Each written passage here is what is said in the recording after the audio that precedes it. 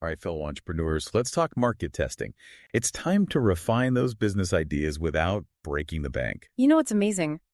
We've got so many free and low-cost tools at our fingertips these days. I know, right? Gone are the days of needing a big budget just to get started. We're diving deep into surveys, landing pages, social media, and getting our hands dirty with some analytics. It's about leveling the playing field. Imagine gaining those market insights, those golden nuggets of information. Without needing a small loan of $1 million, right? Exactly. Okay, let's say you've got this killer idea for a fitness app. You're pumped, you're passionate, but you're not quite sure what features will really make it stand out. This is where surveys come in. It's like having a direct line to your target audience's thoughts. Instead of guessing, you're getting real feedback straight from the source. Precisely. All right, so let's talk tools. First up, the classic Google Forms. Free, familiar, and it plays well with all your other Google tools. Can't beat that, right? It's like the comfortable shoes of the market research world. Reliable and easy to use. Let's say our fitness app enthusiast, let's call her Sarah, wants to test her idea. She can whip up a Google form in minutes, asking questions like, what are your biggest fitness frustrations? Or what's your dream fitness app feature? Simple, but so effective. And imagine this. Sarah analyzes the data and discovers a goldmine. People are craving personalized workout plans, but they're intimidated by all the complicated fitness jargon. So simple, yet so insightful. Right. This little nugget of information completely changes her approach. She realizes she needs to prioritize a user-friendly interface and clear, jargon-free instructions. Game changer. And all thanks to a free tool and some good old-fashioned data analysis. Precisely. And while Google Forms is a great starting point, sometimes you need something a little more, shall we say, robust. I see where you're going with this. Enter SurveyMonkey. Exactly. Think advanced features, in-depth analysis tools. And don't forget the skip logic. Ah, yes, skip logic. Let's say you're developing a B2B software solution.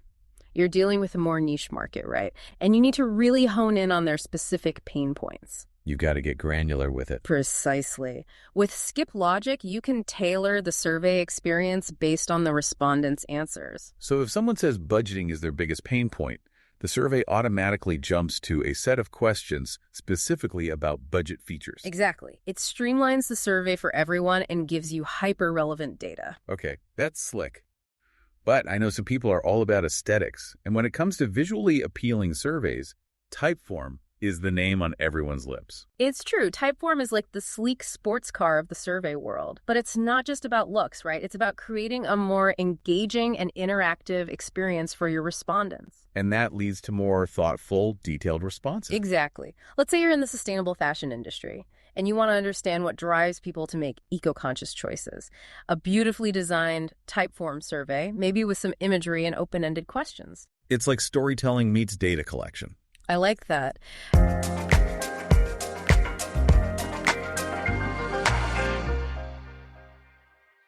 And we can't forget about the OG of quick and dirty market research Google surveys. Ah, yes, Google surveys. For those times when you need answers and you need them fast. Exactly. Imagine you're testing the waters for a new food delivery app idea. You could use Google surveys to quickly gauge interest by asking something like, how often do you order food online? Boom. Instant feedback from a broad audience. It's a quick and easy way to get a pulse on market demand. Okay, so many options. It's like a buffet of market research tools. And the key is to choose the ones that best suit your needs and your budget. Right on. But now that we've got all these juicy insights, how do we turn them into something tangible? Something that proves our idea has legs. It's time to build a virtual storefront, even before you have a real one, with the power of landing pages. It's like a testing ground for your idea, see what resonates with your audience. Without investing a ton of time and money upfront. Love that. Yeah. So let's talk builders. Where do we even begin? Wix is a great starting point, especially for beginners. Wix. Okay, I've heard of it. Drag and drop simplicity. Pre-designed templates. Super user-friendly. So even I could handle it. Even you! Remember Sarah from our survey example? She could easily create a landing page for her fitness app with Wix, showcasing the features, benefits. Even mock up the app's interface, right? Exactly, all with Wix's built-in tools. But if you're ready to take it up a notch, Get a little more hands-on. exactly, WordPress with Elementor gives you that extra flexibility. WordPress, the OG. It's the industry standard for a reason. Customization galore. Imagine needing to integrate complex forms for your SaaS product or maybe pop-ups for lead generation. Elementor makes it a breeze. Okay, adding that to my list. But what if I'm all about keeping things simple? Minimalist design, straight to the point. Then Card is your new best friend. Single-page websites, super elegant, think striking visuals, a clear call to action, and that's it. Less is more, right? Precisely. Sarah could even use Card to create a pre-launch page for her fitness app where people can sign up for early access, maybe get a discount. Simple and effective. Love it. Okay, we can't talk about market testing without addressing the elephant in the room.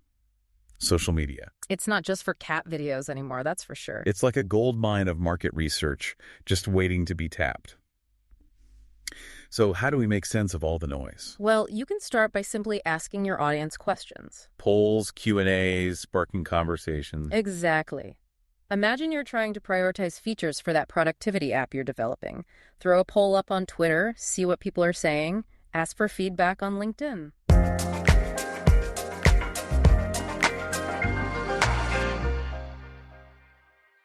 Real-time insights. I like it.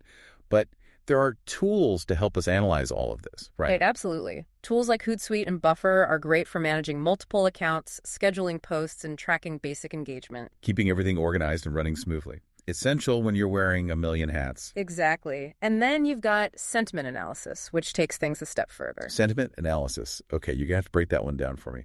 Imagine being able to gauge the emotional temperature of your audience. Sentiment analysis looks at the language people use in their posts, their comments, even direct messages. Wait, are you saying we can now tell if someone is secretly annoyed by our brand? You got it. And that's incredibly powerful. Imagine Sarah being able to see how people are reacting to her marketing messages for her fitness app before it even launches. Identify potential PR nightmares, Okay, that's next level stuff. So we're tracking engagement, analyzing sentiment, and then we've got Competitor benchmarking. competitor benchmarking. It sounds a little bit, I don't know, sneaky. Not sneaky, smart. It's about knowing your competition, what's working for them, what's falling flat. Are they killing it on Instagram with behind-the-scenes content? Maybe that's something you should consider. So it's about identifying opportunities and learning from what others are doing, both good and bad. Exactly. And remember, social media is ever evolving. New platforms, changing algorithms. You've got to be ready to adapt. Stay agile. I like it. Okay, we've covered a lot of ground here. We've got surveys for initial insights, landing pages to test the waters, And social media to tap into the pulse of our target market. but what happens when we're swimming in data? How do we make sense of it all and make it work for us? It's like having all these ingredients, but no recipe, right? We've got data coming out our ears, but how do we actually use it to make smart decisions for our businesses? That's where analytics come in. It's about finding those golden nuggets of information hidden within the data. It's about turning data into action. Exactly. And luckily, we've got some powerful tools to help us do just that. Let's start with the big one, shall we? Google Analytics. Okay, Google Analytics, it's free, it's powerful. Can be a little intimidating at first, I'll grant you that. It's a bit of a rabbit hole for sure. Where do we even start? Well, at its core, Google Analytics is giving you a deep dive into your website visitors. Who they are, what they're doing, where they're coming from.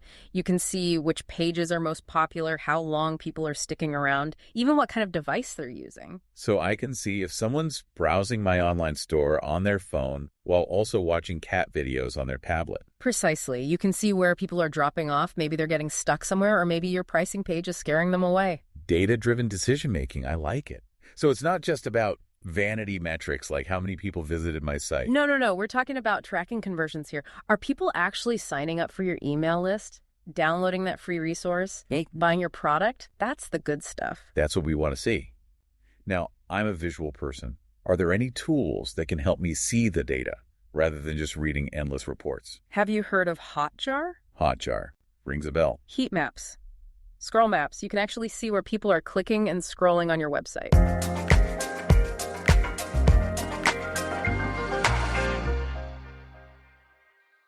Yeah. It's like having X-ray vision. Hold on. So I can actually see if people are clicking on that buy now button or if they're just ignoring it completely. Exactly. And if you want to take it a step further, you can even watch session recordings. See how people are really interacting with your site. Where are they getting stuck? What's catching their eye? It's like having a hidden camera in my online store. In a way, yes. But don't worry, it's all anonymized and above board. Now let's talk about Facebook Pixel. Essential if you're using Facebook ads. Facebook Pixel. It sounds a little, I don't know, technical. It's not as complicated as it sounds. It's a little piece of code that you put on your website, and it lets you track what happens after someone clicks on your ad. So if I'm running an ad for my online course, I can see how many people are actually signing up after clicking on it. You got it. And you can use that information to create even more targeted ads in the future. It's all about finding your ideal customer. Okay, I'm sold on the power of analytics. But I think some of our listeners might be feeling a little overwhelmed by all of this. Any advice for those just dipping their toes into the data pool? Start small. You don't have to do everything at once. Pick 1 or 2 key metrics that are most important to your business goals and focus on those. And don't be afraid to experiment. See what works, what doesn't, and adjust your approach along the way. Exactly. Entrepreneurship is all about trying new things, learning, and adapting. Don't be afraid to make mistakes. That's how we grow. Couldn't have said it better myself. And there you have it, folks. Market research doesn't have to be expensive or complicated.